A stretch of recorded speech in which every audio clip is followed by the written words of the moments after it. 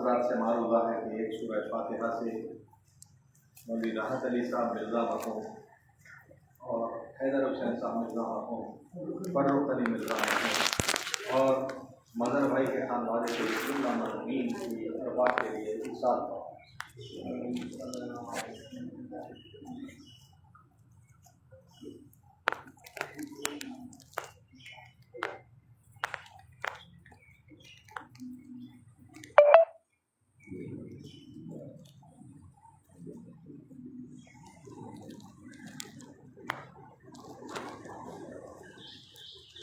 اعوذ باللہ من الشیطان الرجیم، بسم اللہ الرحمن الرحیم۔ ارباب اعظام، صبح کی یہ ولی ساتیں اور ہمارات کی بارگاہ میں مسلسل بلا نالا آنا اس بات کو ظاہر کرتا ہے کہ ہماری عقیدتیں اور ہمارے اس بارگاہ سے توسل کے طریقے کو ظاہر کرتا ہے اور یہ بتلاتا ہے کہ ہمارے جن کا آغاز محمد و آل محمد کے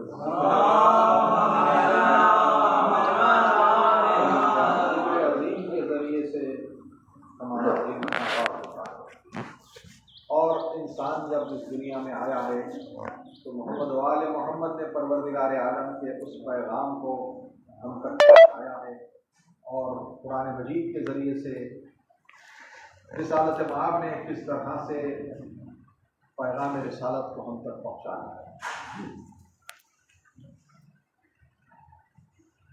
کتاب قرآن مجید میں اللہ ارشاد فرماتا ہے کہ مجھ سے قربت اگر اختیار کرو تو میں تمہیں روح دوں گا، ریحان دوں گا اور جنت نعیم دوں گا۔ قرآن مجید میں اللہ کا وعدہ ہے کہ قرب اگر حاصل کرنا ہے اور اگر قرب حاصل ہو جائے پروردگار عالم کی بارگاہ سے تو پروردگار عالم روح، ریحان اور جنت نعیم دیتا ہے۔ روح تو انسان کے ہر انسان کے جسم میں روح ہے تو وہ باحیات ہے، لیکن پوچھنے والے نے معصوم علیہ السلام سے پوچھا کہ فرزند رسول اس روح کا مطلب کیا ہے، اس ریحان کا مطلب کیا ہے اور یہ جنت نعیم کیا ہے؟ تو جواب یہی ملا کہ روح ہماری جدہ ماجدہ کے اوپر ہے۔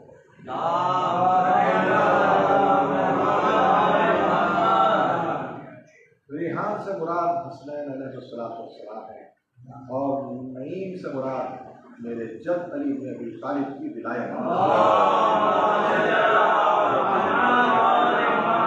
پھر ایک سورہ میں پروردگار عالم ارشاد فرماتا ہے کہ میں روز محشر تم سے نعیم کا سوال کروں گا اور وہ سوال میں خود تم سے کروں گا۔ پھر معصوم سے جب پوچھا گیا کہ اس کا مطلب کیا ہے تو آپ نے بتایا کہ اس کا مطلب یہ ہے کہ محشر میں پروردگار عالم تم سے علی کی ولایت کے بارے میں پوچھے گا۔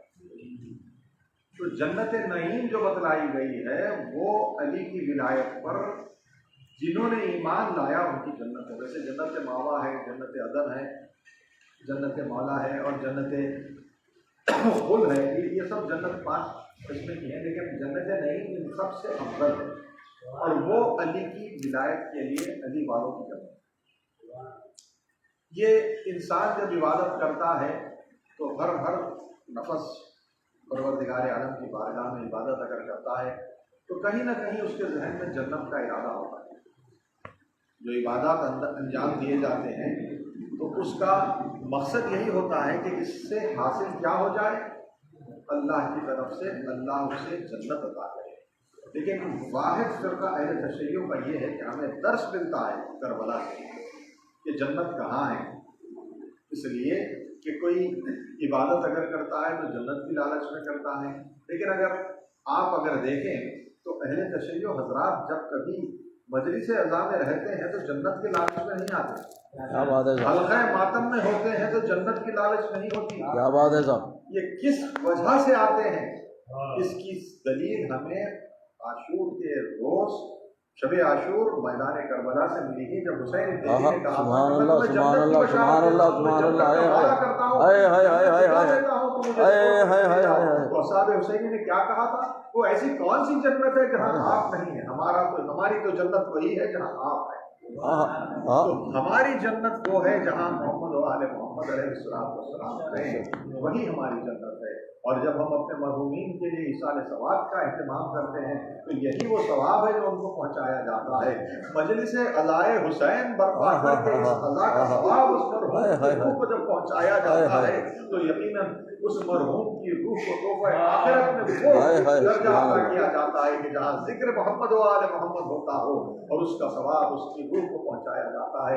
यकीनन उसके चाहने वाले जो एहतमाम करते हैं उन्हें भी इसका अजर अजीम मिलता है। और फिर मरने वाले की खिदमत में वो तोहफे भी पेश किए जाते हैं कि कुर्ब मोहम्मद व आले मोहम्मद अता किया जाता है। हमार बाब अज़ा ये वो मौके हैं कि जहाँ पर कहने के लिए तो बहुत कुरान मजीद से आप हज़रात को वाक़यात को बताने को जी चाहता है, लेकिन मौका भी नहीं होता, वक्त भी ज़्यादा हो जाता है। लेकिन एक छोटा सा कुरान के ज़रिए से आप हज़रात को जन्नत की जो ख्वाहिश और जन्नत के बारे में जो परवरदिगार आलम ने बतलाया है वो आप हज़रात की खिदमत में हदीय समा को उसके बाद मसाइल और आप हज़रात की रहमत तमाम एक गुजरे हैं जिनका नाम था हज़रत हूद। कौम आद थी जो हज़रत हूद के मानने वाले थे। हज़रत हूद जब परवरदिगार आलम के वजूद का की तबलीग कर रहे थे, बतला रहे थे, तो उस वक्त का जो बादशाह था आप हज़रात जानते हैं उस दौर में शद्दाद नामी बादशाह था, बड़ा सरकश बादशाह था। उसे जब हज़रत हूद ने कहा कि मेरे परवरदिगार आलम का वजूद जब ज़ाहिर किया जा रहा था कि और हज़रत हूद की बात हज़रत हूद के इस ऐलान पर लोग हज़रत हूद के साथ आ रहे थे और उसने एक मरतबा शद्दाद के दरबार में भी पहुंचकर परवरदिगार आलम की तौहीद का ऐलान किया। लेकिन शद्दाद का आलम ये था कि कहने लगा कि ये कौन लोग हैं जो तेरे साथ आए हैं, तो कहने लगा कि ये लोग वो हैं जो मेरी तबलीग में अल्लाह पर ईमान लाए हैं। तो वो कहने लगा कि अल्लाह है कहाँ, तो ये कहने लगा कि अल्लाह दिखाई नहीं देता। तो कहने लगा कि अजीब लोग हैं जिसे जो दिखता नहीं है उस पर ईमान लाते हैं। अच्छा अगर ईमान भी लाएं तो इनको इसको जज़ा क्या मिलेगी? अमल होगा, अमल सही होगा तो जन्नत मिलेगी। जन्नत में क्या क्या है? जन्नत में दूध की नहरें हैं, शहद की नहरें हैं, ज़मरुद व याकूत के महल हैं। ये सब कहते जा रहे थे। हज़रत हूद को ये पूछा जाता था कि ये आपने देखी है? तो हज़रत हूद ने कहा कि नहीं देखी है। तो फिर कहने लगा कि जब देखी नहीं तो उस पर ईमान कैसा, किस तरह से यकीन हो कि ये वहाँ पर मिलती है? अब ये कहने लगा कि तुम्हारी कौम जो चीज़ नहीं दिखती उस पर ईमान ला रही है और उसे अल्लाह कहती है, और जो चीज़ दिखाई भी नहीं देती, जो जन्नत है वो दिखाई नहीं देती, मलाइक हैं, फरिश्ते हैं जो दिखाई नहीं देते उन पर ईमान ला रहे हैं। अगर मैं इन सब चीज़ों को बना दूं तो क्या मुझ पर ईमान लाएंगे? ये कहकर इसने तमाम तफसील को तहरीर में ले लिया कि जन्नत में क्या क्या है। ये सब कुरान में मौजूद है। अब वो तमाम चीज़ें जब देखने लगा तो कहने लगा कि अब मैं अपनी जन्नत बनाता हूँ। अब इसने आहिस्ता आहिस्ता से ज़मीन के तमाम खजाने निकालने शुरू किए और अपने जन्नत की बैरूनी दीवार को सोने की ईंटों से बनाया और हर वो शय जन्नत में जो अपनी बना रहा था उसमें बना सजाना शुरू कर दिया। लेकिन इधर परवरदिगार आलम देख रहा था कि ये अपनी जन्नत बना रहा है लेकिन उसमें जान यही डाल रहे थे परवरदिगार आलम। उसके परिंदे बन रहे थे लेकिन जान परवरदिगार आलम की जानिब से डाली जा रही थी। 300 बरस का वक्फा गुजरा है कि इसने 300 बरस में अपनी जन्नत को पूरा कर दिया। लेकिन जब जन्नत बनने लगी तो जब रकम की ज़रूरत होने लगी तो रियाया से भी सारी रकम ले ली गई और उसके बाद भी कुछ नहीं रहा। तो अब जन्नत बनकर तैयार हो गई लेकिन असल बाबुल दाखिला नहीं बन सका। अब फिक्र में लगा हुआ था कि बाबुल दाखिला किस तरह से बना जाए। इस तरह की अजीम जन्नत तो मैं बना चुका हूँ, मैं इस जन्नत का खालिक हूँ, अब इस दरवाजे को कैसे बनाया जाए। तो इसी फिक्र में लगे हुए थे कि एक मरतबा दरबार में बैठे हुए थे, इस तरह से पैसों का इंतजाम हो क्योंकि सारी दौलत लुटा चुका था, जन्नत बन चुकी थी। देखिए परवरदिगार आलम का निज़ाम देखिए, आप कुरान मजीद बता रहा है। अब वो दरबार में बैठा हुआ था कि एक शख्स नजर आया, ऐसे देखा, उस शख्स को देखकर कहने लगा कि ये शख्स को तो पहले कभी नहीं देखा। तो कहने लगा कि कौन हो आप? तो उसने कहा, उस शख्स ने फरमाया कि मैंने सुना है कि کہ آپ نے جنت کو تیار کیا ہے، جنت کو سجایا ہے، اور دروازے کی ضرورت ہے، میں وہ کاریگر ہوں جو دروازہ بنا سکتا ہے۔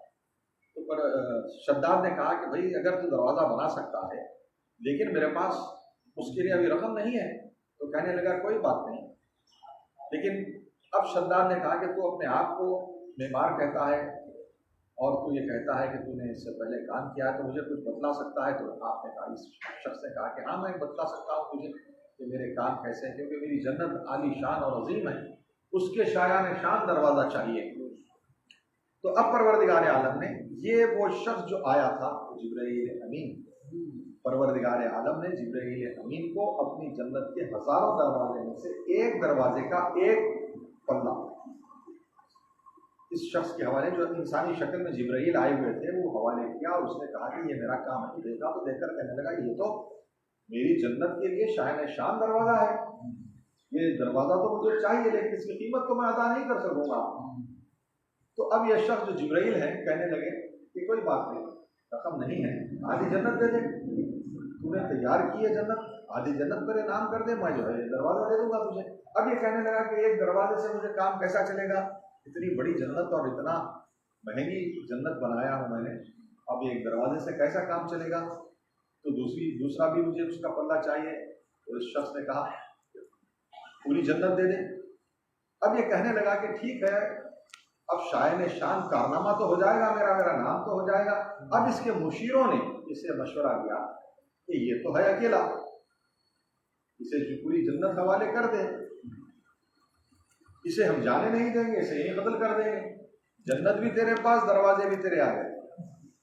جب اس مشورے کو سنا اس نے کہا کہ ہاں ٹھیک ہے، پوری جنت خرید لی میں نے تیرے نام۔ تو اس شخص نے کہا کہ بس اب اس پہ مجھے دستخط چاہیے، اس پہ تحریر کر دے کہ تو نے جنت مجھے بیچ دی۔ اس دور کے جو طریقے تھے وہ منگوائے گئے، اس نے اپنے ساری ملکیت اس جنت کی اس شخص کے نام پہ لکھ دیا، اور دیکھتے ہی دیکھتے وہ شخص نظروں سے غائب ہو گیا، دربار سے باہر چلے گیا۔ اب اس کے مشیر کہنے لگے چلو چھٹکارا تو ہوا، ہم مارنے سے بچ گئے، یہ خود بھاگ گیا۔ اسی طرح سے لوگ اپنے خیالوں میں رہے کہ ایک مرتبہ اب جب دروازے کو اپنے کاریگروں کے ذریعے سے استادہ کرایا گیا، دروازہ جب لگایا گیا تو شایان شان دروازہ ہے، جنت کا دروازہ ہے، حقیقی جنت کا دروازہ ہے۔ اب جو جنت پر لگایا گیا، اس کی شداد کی بنائی ہوئی جنت پر لگایا گیا، ابھی تاریخ مقرر کی گئی، وقت مقرر کیا گیا کہ جنت میں داخل ہوں گے۔ اب یہ چاہتا تھا کہ ابھی تک اس نے 300 برس میں ایک وقت بھی اس نے جنت کو نہیں دیکھا، جو خود بنایا تھا، یہ کہتا تھا کہ مکمل ہو جائے گی تو میں دے دوں گا۔ اب وہ موقع آیا کہ اب جنت میں داخل ہونا چاہتا تھا، اس نے اپنے سارے لوگوں کو لیے ہوئے جنت کے دروازے کے قریب پہنچا تو دیکھتا کیا ہے، جنت کا دروازہ اندر سے کھل رہا۔ اب یہ پریشان ہو گیا، کہنے لگا کہ جنت کا دروازہ تو جنت تو میری ہے، لیکن اس سے پہلے سے کون ہے اندر؟ جب دروازہ کھولا گیا تو دیکھا کہ حضرت ہود کھڑے ہوئے۔ اس نے کہا کہ ہود تم یہاں کیا کر رہے ہو، تم کیسے یہاں آ گئے؟ تو جناب ہود نے کہا، حضرت ہود نے یہی فرمایا کہ جنت تو میری ہے۔ تو اس نے کہا کہ وہ کیسے؟ اب وہ تحریری چیز اس کے پاس، حضرت ہود کے پاس تھی، انہوں نے بتایا۔ تو کہنے لگا یہ تو میں اس شخص کے حوالے کیا تھا کہ جس نے یہ دروازے فراہم کیا تھا۔ تو بولے کہ دراصل جو دروازہ تمہیں پہنچایا گیا تھا، جو تجھے نہ دکھنے والے اللہ نے اس فرشتے کے ذریعے سے بھیجایا تھا، اور اب یہ جنت کی ملکیت میری ہے، اللہ نے مجھے یہ جنت دی ہے۔ اب یہ کہتے ہوئے اس نے شداد کو جب بتایا تو کہنے لگا کہ میں چاہتا ہوں کہ اس جنت کا ایک لمحے کے لیے دیدار کر لو۔ جیسے ہی نبی ہود علیہ السلام نے پروردگار عالم کی بارگاہ میں یہ دعا کی کہ پروردگارہ یہ چاہتا ہے کہ یہ جنت دیکھے، ایک لمحے میں ملک الموت آ گیا، آ کر کہنے لگے کہ اے ہود، بارگاہ الہی میں دعا نہ کرنا کہ اسے موقع دیا جائے، اس لیے کہ مجھے پروردگار عالم نے بھیجا ہے اور ابھی اسی وقت اس کی روح قبض کرنے کو کہا گیا ہے۔ تو یہ چاہتے تھے کہ بارگاہ الہی میں اس کی سفارش کریں، لیکن جبرائیل نے کہا کہ خبردار سفارش نہ کرنا، اللہ غضبناک ہے۔ اس سے پہلے کئی ایسے لوگ گزرے ہیں، نافرمان لوگ، لیکن پروردگار عالم کا اس طرح کا عتاب ہم نے نہیں دیکھا۔ تم پروردگار عالم کی بارگاہ میں اس قسم کی سفارش نہ کرو۔ اب یہ واقعہ تو ہو گیا. اب وہ کہتے ہیں کہ جبرائیل امین نے کہا کہ ملک الموت نے کہا کہ پروردگار عالم کا حکم ہے کہ اسے گھوڑے سے اٹھا کر زمین پر پٹک پٹک کر اذیت پہنچانے کے بعد اس کی روح قبض کر. خاص طور پر پروردگار عالم نے مجھے حکم دیا ہے اور یہ عمل میں انجام دینے کے لیے آیا ہوں. بہرحال وہ واقعہ تو ہو گیا، لیکن یہ واقعے کے بعد میں جب معصومین علیہ السلام کی بارگاہ میں آپ کے چاہنے والے موجود تھے تو آپ پوچھ رہے تھے کہ فرزند رسول یہ بتلائیے کہ پروردگار عالم نے ایسا عمل کیوں کیا کہ جبرائیل امین حضرت ہود کو یہ جنت دلوائے. اس کے بعد میں جب جنت میں شداد آنا چاہتا تھا تو آپ ہی نے تو پروردگار عالم ہی نے تو اسے موقع دیا کہ یہ جنت کو پوری کرے، ایک ایک چیز جنت کی بنائے. وہ قادر مطلق ہے، وہ چاہتا تو وہیں روک دے سکتا تھا. تو مولا نے فرمایا کہ پروردگار عالم ظالم کو ڈھیلی ڈوری دیا، اسے اس کی سرکشی کے لیے کھلا چھوڑا، لیکن ایک عمل اس سے ایسا سرزد ہوا تھا جس کی سزا اسے یہ ملی. وہ ایک عمل اگر ہم سنیں گے تو ہمیں پتہ چلے گا کہ ہمارے لیے بھی درس ہے کہ ہم کس طرح سے انسان کے حقوق کو پامال نہیں کرنا چاہیے. تو پوچھنے والے نے پوچھا کہ فرزند رسول کو کیا عمل تھا کہ جس سے سرزد ہوا تو پروردگار عالم اتنا غضبناک ہو گیا تھا؟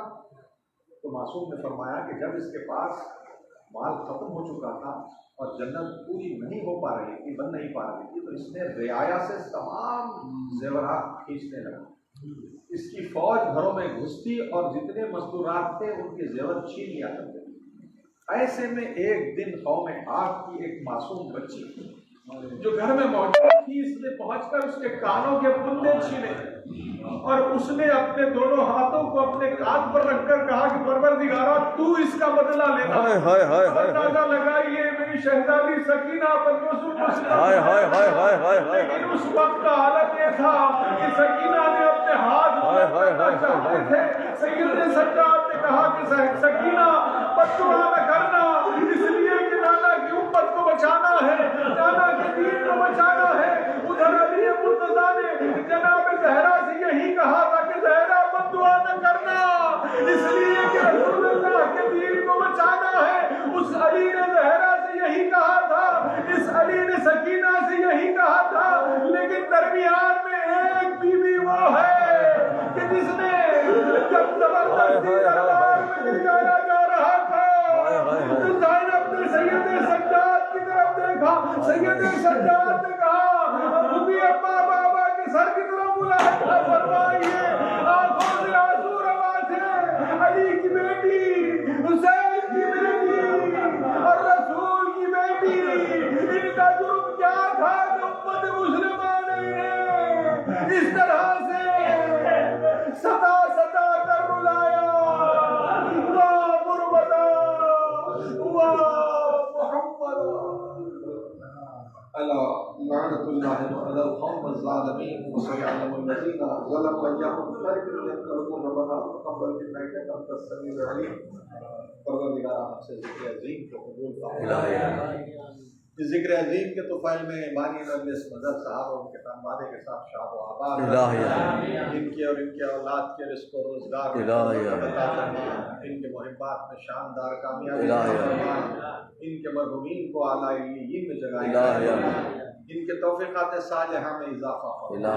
دیگر بانیان مجلس ان سب کو ان کے خانوادوں کے ساتھ شاد و آباد. آقا داؤد صاحب بھی پروردگارہ انہیں ان کے خانوادے کے ساتھ شاد و آباد رکھ، ان کے اور ان کے برادران اور ان کے افراد خاندان کو اپنے حفظ و امان میں رکھ، ان کے والد مرحوم اور دیگر مرحومین کے درجات کو عالی فرما. حاضرین مجلس کے مرحومین کے درجات کو عالی فرما.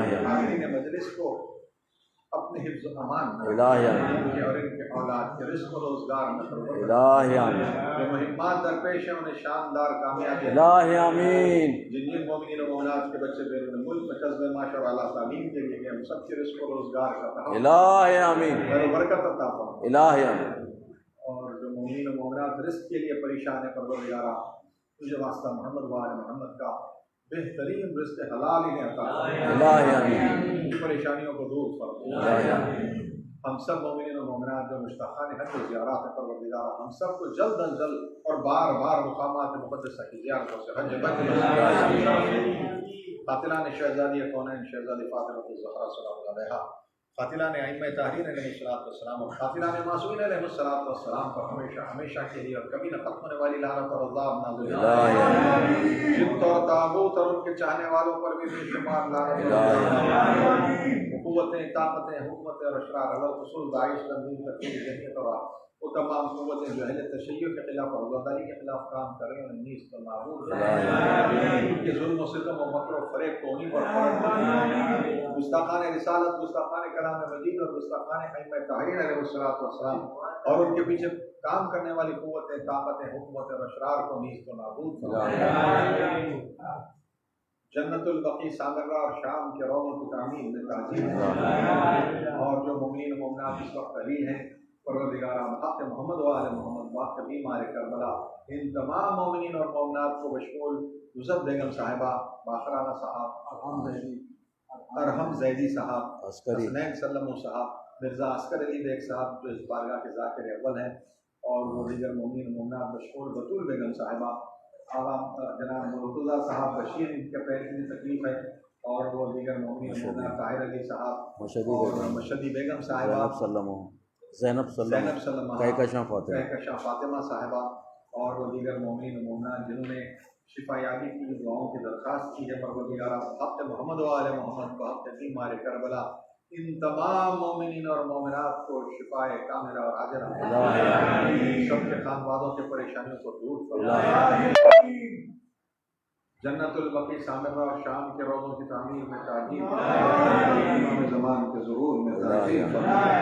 اور ہم سب کو حضرت کے آبان و انصار سے معلوم ہے کہ مزید ایک مرتبہ سورہ فاتحہ راحت علی صاحب مرزا مرحوم، حیدر حسین صاحب مرزا مرحوم، فرخ علی صاحب مرزا مرحوم، مرزا علی حسن صاحب اور مظہر صاحب کے خانوادے کے دیگر مرحومین اور اس وقت اس بارگاہ میں موجود ہم سب مومنین اور مومنات کے تمام مرحومین بشمول ممنوع آغا مرحوم اور اس سلسلے کے بانیان جو اب تیری جوار رحمت میں ہیں اور وہ مرحومین مومنین و مومنات جو اس سلسلے میں آیا کرتے تھے اور اب تیری جوار رحمت میں ہیں، ملت جعفریہ میں راہ حق میں اپنی جانیں قربان کرنے والے وہ تمام شہداء، تشدد کے حملوں میں اور آفت ناگہانی سے اس دنیا سے گزرنے والے تمام مرحومین مومنین اور مومنات اور وہ مرحومین مومنین و مومنات جن کا دنیا میں جہاں کہیں بھی کبھی انتقال ہوا ہے، بشمول حال ہی میں اکبر بھائی کا انتقال ہوا ہے ابن علی حسین صاحب اور مطلوب حسن صاحب ابن رضی الحسن صاحب اور وہ دیگر مرحومین مومنین و مومنات جن کا ابھی تک انتقال ہوا ہے، ان تمام مرحومین کی ارواح کے لیے بآواز بلند ایک سورہ فاتحہ ارشاد فرمائیں۔ اللہم صلی علی محمد اللہم صلی علی محمد وآل محمد اللہم صلی علی محمد وآل محمد اللہم صلی علی محمد وآل محمد بسم اللہ الرحمن الرحیم الحمد للہ رب العالمین الرحمن الرحیم مالک یوم الدین ایاک نعبد و ایاک نستعین اهدنا الصراط المستقیم صراط الذین انعمت علیہم غیر المغضوب علیہم ولا الضالین بسم اللہ الرحمن الرحیم قل هو اللہ احد اللہ الصمد لم یلد ولم یولد ولم یکن له کفوا احد بسم اللہ الرحمن الرحیم قل هو اللہ احد اللہ الصمد لم یلد ولم یولد ولم یکن له کفوا احد بسم اللہ الرحمن الرحیم قل هو اللہ احد اللہ الصمد لم یلد ولم یولد ولم یکن له کفوا احد اللهم صل علی محمد وآل محمد اللهم صل علی محمد وآل محمد اللهم صل علی محمد وآل محمد اللهم صل علی محمد وآل محمد اللهم صل علی محمد وآل محمد۔ ان سوروں کی تلاوت کو بارگاہ محمد وآل محمد علیہ السلام کی خدمت کو بسط احترام پیش کرتے ہیں اور یہ دعا کرتے ہیں کہ ان کے وسیلے سے اس کا ثواب ان تمام مرحومین کی ارواح کے لیے جن کے نام لیے گئے ہیں ان تمام مرحومین کی ارواح کے لیے اس سورہ فاتحہ کے ثواب کو مخصوص فرمائے۔ بانی مجلس جناب مظہر علی صاحب کی جانب سے تبرک کا اہتمام کیا گیا ہے، آپ حضرات سے معلوم ہے کہ احترام کے ساتھ فرما کر تشریف لے جائیں۔ ایک اعلان آپ حضرات کی خدمت میں مجلس عزائے سید الشہداء بسلسلہ ایصال ثواب برائے ساتم الحاج ظفار اکبر علی مرحوم صدر گروہ اکبری ابن علی حسین مرحوم 10 جون 4:30 عصر 20 ذکر بمقام اضافہ زہرا دارالشفا مقرر ہے۔ اس مجلس اعزاز سے سید حیدر رضا صاحب رضوی قبلہ خطاب فرمائیں گے۔ اہلیہ، فرزندان و دختران و خانوادہ مرحوم کی جانب سے آپ حضرات کی خدمت میں معروضہ ہے کہ مجلس اعزاز میں شرکت فرما کر مرحوم کی روح کو شاد فرمائیں۔ بسم اللہ الرحمن الرحیم۔ اللہم کل ولیک الحجۃ ابن الحسن صلوات علیہ انتہاب الساع فی کل ساع ولی و حافظ و قائد و ناصر و دلیل و عین حتی تسکن ارضک طوعا ومتعوا فیہا قلیلا